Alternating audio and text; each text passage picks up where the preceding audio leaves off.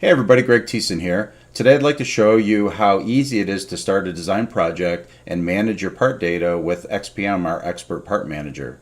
As you're watching along, I'm also curious to hear if you've run other softwares, what the process you had to go through with those other products was and how it compares. So I guess let's just get started. So you're going to come up here and you're going to use our XPM, Expert Part Manager. You're going to give your project a name. So we'll call this XPM Demo. You can start with our standard design template, or of course any company or any individual can set up their own. How many cavities is this project? For our example today, it's only going to be 2, but of course you can do multi-cavity, you can do multi-material, multi-station molds, all different kinds of things. We're going to use 11.5 shrink, and that's going to automatically expand the part data for our project. We're going to pick our first version of the part. So we've got these V1 parts. You can import any file type you wish. And of course you pick all the part data at once. You're not limited to have to come back and reselect a second cavity.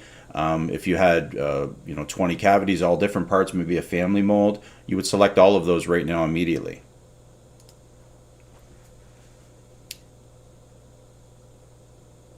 We're going to let that import.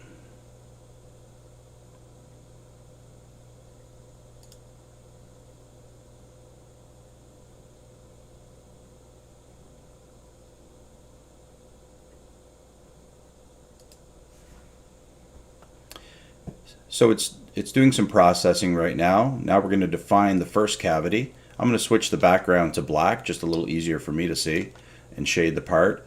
It already is automatically looking for the largest solid in the file. Not always the part data, but very often it is. And you can see that it's selected the part data correctly here. So all I have to do is accept and tell XPM that yes, you've correctly selected the part data. Now we are going to pick the tip point location. It's optimizing based on the center of the mass of the part. In this particular case, I want to move it over to where this drop position is going to be. For a round part, you might want it at the center of the round, maybe at a bottom flange, but that didn't happen to be center of that particular part. You're free to move this wherever you want. Notice that when it did select the location, it picked the center of the mass, but it ensured that it made it a nominal location.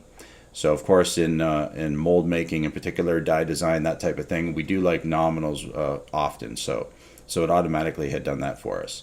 We're going to accept that, and now we can adjust our die draw. For die draw, this particular part, the part designer gave us a vector that we are to use. We don't have to use that if we've got a flat or if we've got a boss. We could pick the bottom of this rib structure here that is a flat planar to the perpendicular to the die draw. You can also pick sleeve boss locations. Any vertical edge of the part if there was no draft, say. There's many different scenarios or many different things that you could pick in order to accomplish the die draw of the part. Also, if this is a part that has a complex tip and you had to do some manual work to figure out what that be, this would be the time that you could turn on your levels list and you can create levels past the XMD, say in the 1000s, and do some manual work and investigate what you want that die draw to be. Draw some lines, make a solid bounding box, that sort of thing. In our case though, we can pick the vector that was supplied, and you pick the base of the vector, and the die draw will go away from the end that you pick. So you'll see that it's automatically showing the vector there now, the die draw vector. So we're going to accept that. Now it's asking us to pick some seal-off lines. So we can select and deselect anything that's not a seal-off line. Action vectors, some graining area, and it noticed that there was nothing left in the file, so it automatically jumped to the end. Now we're on the second part file, the second cavity. It automatically noticed the part orientations in each of their individual files. It noticed that this is a left-hand version of the right-hand part that we had already defined. We have the part is already selected and ready for us to say, yes, this is the part data. because of the fact that it sees the parts are right-hand, left-hand scenario, it's already reset the tip point location, even though we had moved it to the location that we had picked on the first part. And it's already set the die draw vector where we had positioned it. So we can just accept through these things. They're already as we want them. Again, I'll switch the background to black. We'll select and deselect things that are not the CLF lines. We'll select the vectors and a graining area that we have. Now notice how XPM automatically reoriented those parts, automatically put them in a two cavity position scenario. It's established a certain amount of steel around the parts and between the parts, all automatically. The user doesn't have to sit and move things around or adjust. Now, of course, we are free to use dynamic move here, just a right click on this little graphics screen. We can rotate, we can edit, we can do many different things. We can point to a different part. If we only received one of these part files and we knew that it was a right hand, left hand, we can make a copy and define it on the other cavity or on the other cavity location. So, and then when the true part data comes in, we can simply swap with the correct part data. So there's many different things that we can do here. We're going to start mold.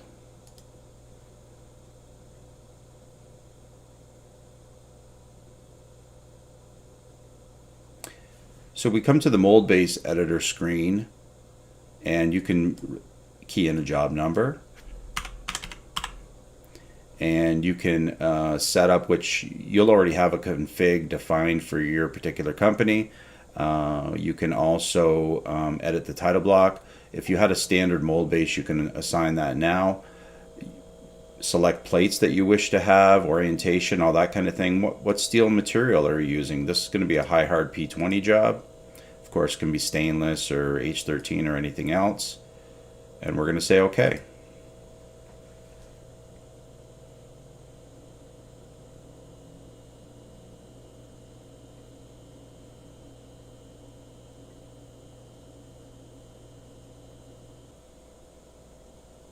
You'll notice that XMD doesn't use any kind of predefined template. So for every mold and every custom mold that you are designing or that you're starting, it's going to evaluate the amount of steel that needs around the parts. It's going to evaluate the size and quantity of eye bolts, assembly screws, all the kind of safety factors associated with building a mold. The engineers don't have to do that anymore. That XMD takes care of all of that. The number of ejector screws throughout the plates, all completed for you. It doesn't matter if your mold's 10 inch by 10 inch or if it's 100 inch by 37 inches. It doesn't matter. It's all taken care of for you. So we've got the original parts in this job, but now the customer, we've gone for steel approval, and the customer has a revision to the part data. So now we need to swap in new part data. So I'll show you how easy that is to do now. You come up and you select in our design navigator, select on the cavities. We're going to swap both parts. Right click, swap part. So we're swapping out the right hand V1 for the right hand V2.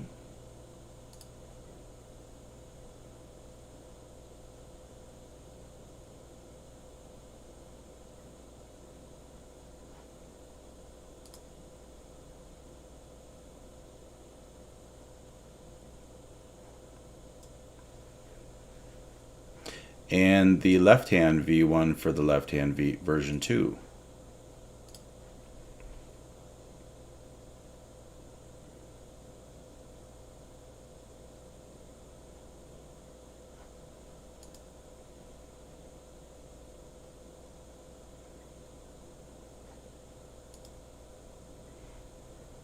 So if I open the levels list and show you here, this blue is the new part data already swapped in.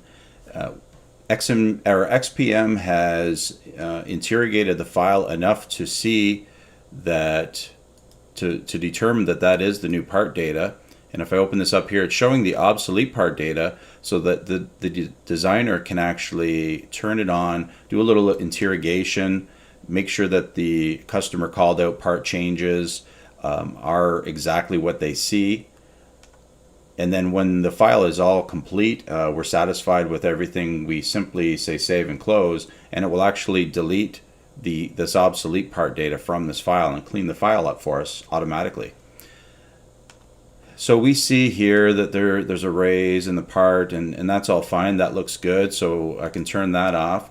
Now there are other items in the file that it hasn't sorted for us, and we can decide if we want to keep them or not. So here's our previous, tip point, seal off, vectors, and here's the new part file. It has also some parting lines shown.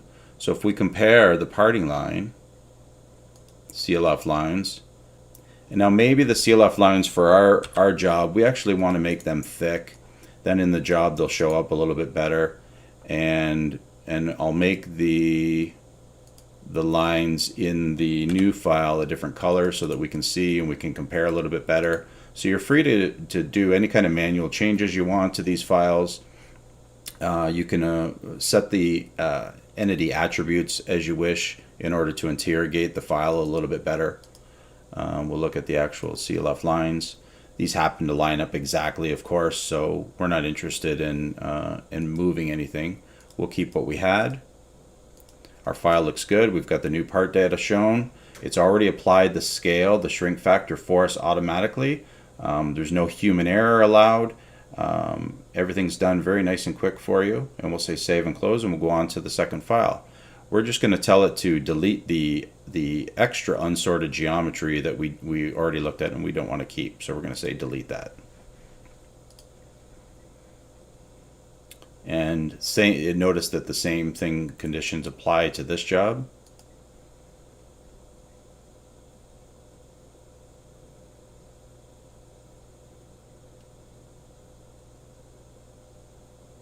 And everything's updated. So that's both cavities completely updated. Now the great thing about the previous data is it never goes away. So if I turn everything off and I open up cavity 1, this is our new data, but we also have access to any archive data directly in the design file. So if we're in, say, a design review or some kind of meeting and somebody needs to see what the data looked like before, we can turn that on and we can compare that to the parting lines or to any molding features. So you don't have to go to your server and bring it back in. Everything's always available, and it doesn't slow down the design file at all. Everything's in assembly, and it's just sitting accessible in the folder. There's no repercussions. All right, so that's exactly how we have built the XPM. Again, please, below, I'd really like to hear how you've had to do this work in another software. And let me know what you think about what we've built here. All right, thanks a lot.